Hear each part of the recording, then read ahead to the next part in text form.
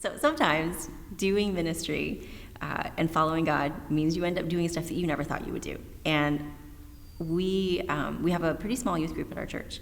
And for a time, we didn't have a youth pastor or anyone to coordinate the youth. And so I tend to step in and take over a lot of roles whenever there are holes to be filled.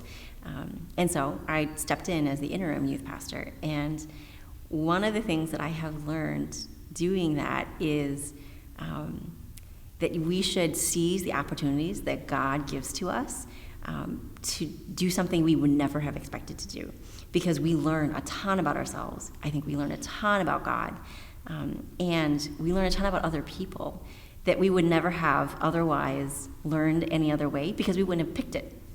And I have just really loved how it has, I think, pressed in on me the sense of, like, if we're willing to love our youth, it's like crossing another culture.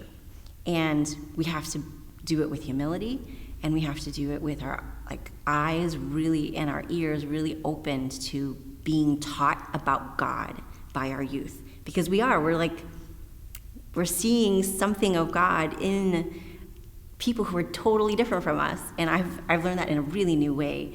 And I also really learned how to, I've had to learn how to talk about my relationship with God in a way that was way more authentic than I have ever learned to talk about my relationship with God.